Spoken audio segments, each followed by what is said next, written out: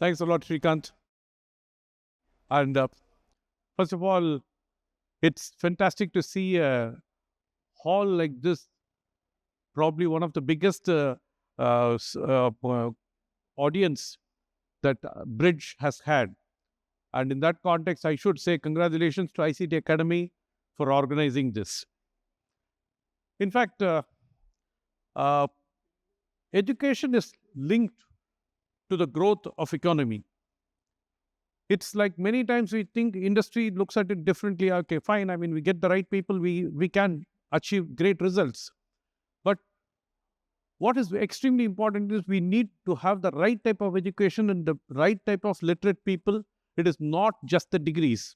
So in that context, especially when you're looking at what you call the state, that is Tamil Nadu, I find that when we have a $1 trillion dream, which we are thinking about by 2030, may not be that, but then maybe a few years later, I think we are doing many things right in this state.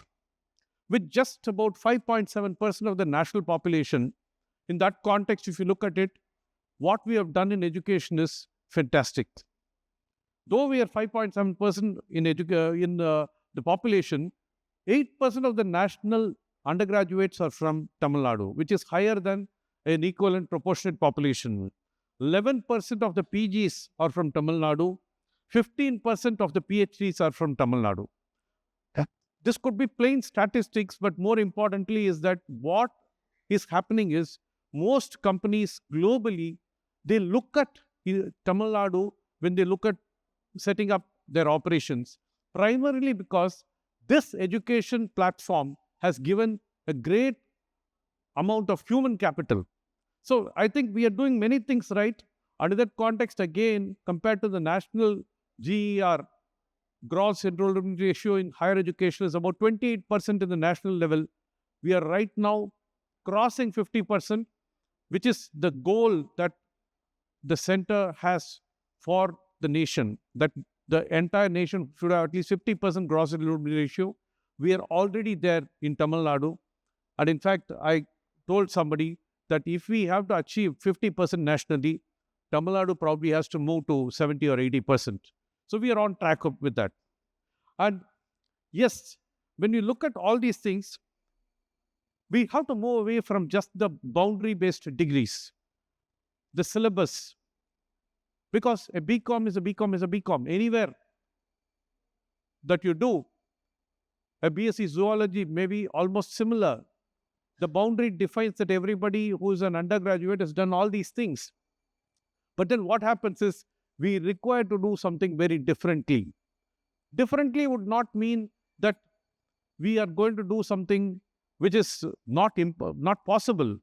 But I think we have to develop certain skills which are more analytical, which are more research-oriented, which are more creative. And in that context, I think the state right now, I'm part of the Tamil Nadu State Higher Education Council. I found that the mindset is to improve the skill of the teachers. I don't blame the teachers. The teachers are ready, but then I think it is important for us to state how we are going to do it and have some execution plans as to how they are made to understand what is expected from the society, the corporates, the government, wherever people are going to be employed, what is it that they expect, and beyond the boundaries of the syllabus, what we are going to do.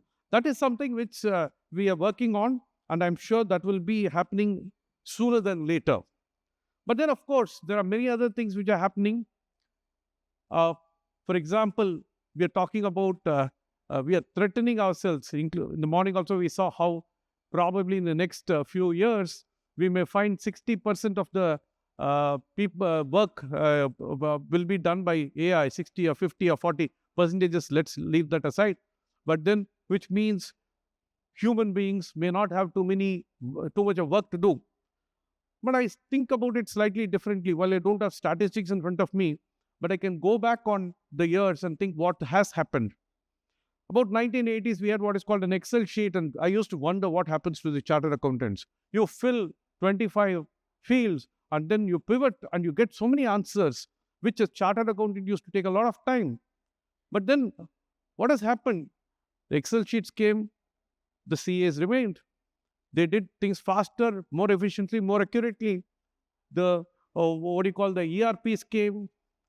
Things look like many things which are done by human beings are being done by an ERP much more efficiently, much more accurately.